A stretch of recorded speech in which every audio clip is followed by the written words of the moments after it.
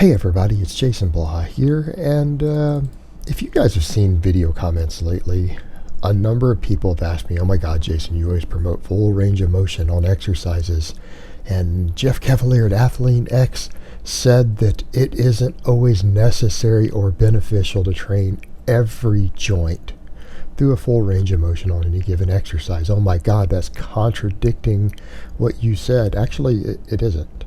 I actually watched the entire video, and for the most part, what Jeff said wasn't incorrect. And here's the thing.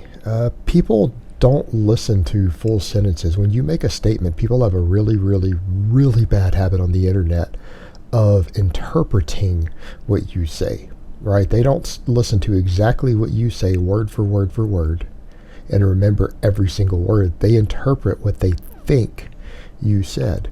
And what is it I say? That it's generally a good idea to train every exercise through the full range of motion. Generally a good idea. And I've specifically stated there are exceptions.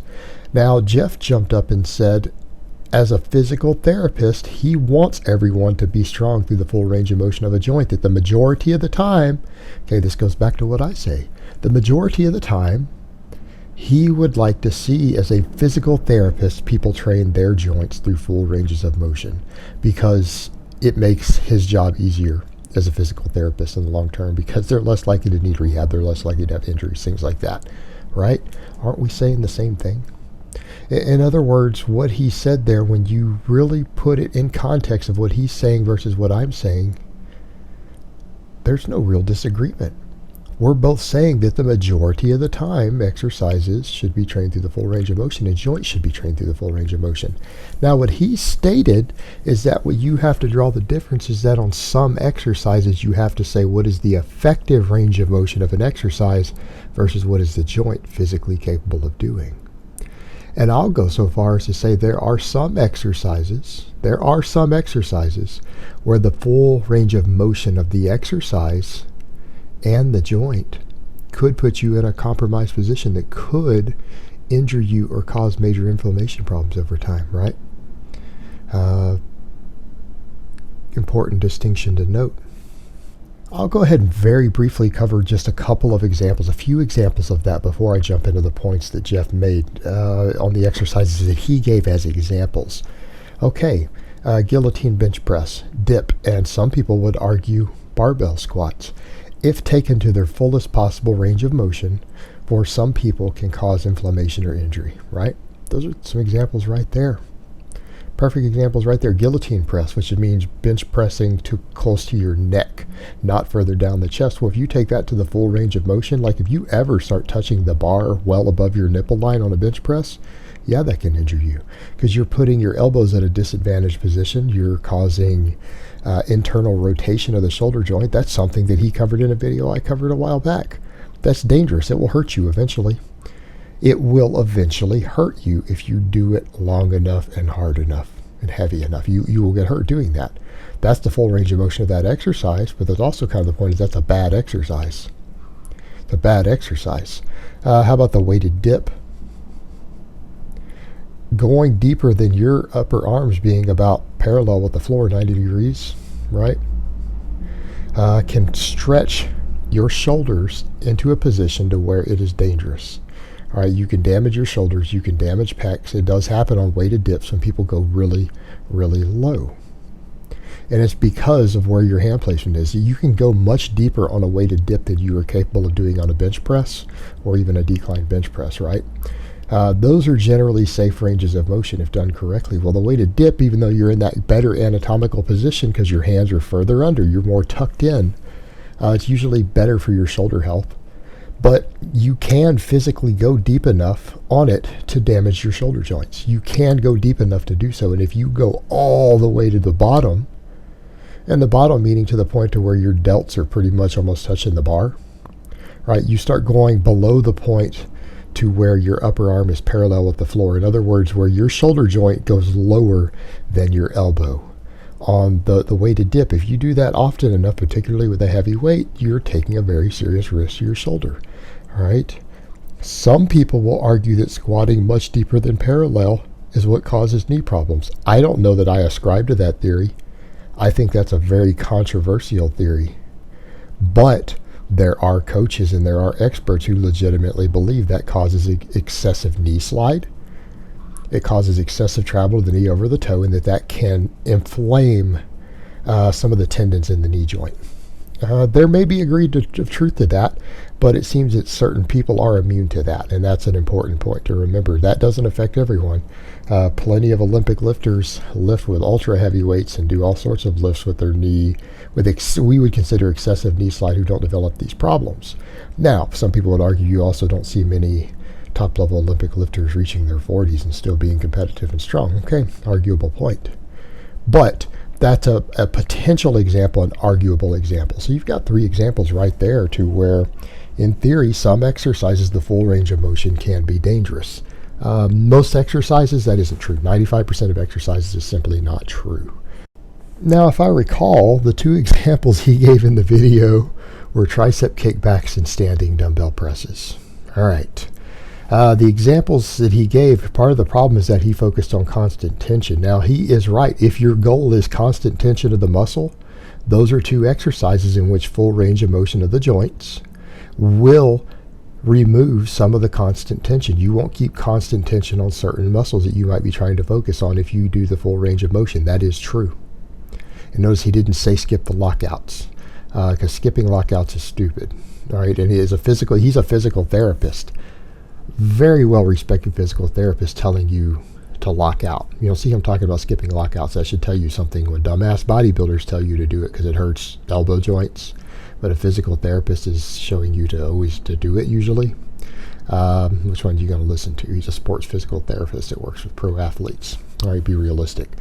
But tricep kickback, I don't know. I would never really recommend anyone do a tricep kickback. I don't see a lot of use in this exercise. Again, I think it's a fluffy, woofy, silly exercise. But his point was that if you go further down to where your hand is hanging more than basically 90 degrees from the floor, I guess, or is it? What is it? It's not even 90. Yeah, it is 90. That if you move it into where you're almost hammer curling the weight up, you're no longer using the tricep at that point. That if you stop down there, there will be tension on the tricep, then you bring it back up. Well, in that case, yeah, you are doing a hammer curl for part of the exercise, and the tricep is not working at all for probably a fourth of the movement that you're doing. He's right. Tricep's not working at all at the bottom. And it allows people to cheat more. It allows them to get more inertia going. So maybe their tricep might not be working as hard with the same amount of weight, meaning they would have to use a heavier weight, and it allows them to cheat a heavier weight up. Where we get into a debate as to whether that actually reduces muscle growth or not. That's a subject of debate, because you know what? Cheating a weight up with a technique that allows you to lift a heavier weight doesn't actually mean you're always going to gain less muscle. In some cases you might gain less, in some cases you might gain the same. Now you won't gain more. You're not going to gain more from doing that. Just because you throw weight on the bar and the muscles you're trying to work aren't lifting the extra weight because you're cheating, yeah, that doesn't add muscle at all. But the muscle is still working at the maximum that it can. If it is, even if you're cheating, you're still limited by the muscle to a very large extent, so you're still stimulating it. The problem we run into with sloppy form is that you can't track your progressive overload very well. And without progressive overload, we don't see growth. That's usually my biggest complaint against sloppy form, is not that it can't stimulate growth. Sloppy form can stimulate growth with heavy weight. It becomes more difficult to track the overload because you don't know how much of it is your sloppy form and cheating and how much of it is the muscle working, and it becomes very difficult to track. It becomes very difficult to know if you're progressing or not in the program you're training. But do we really care on something like a tricep kickback? I mean, does anyone really do this exercise who's really serious about size? I doubt it, other than maybe a bunch of bodybuilders on grams and grams of gear. But I digress. Back to the point. There's also no evidence to suggest that constant tension stimulates muscle growth.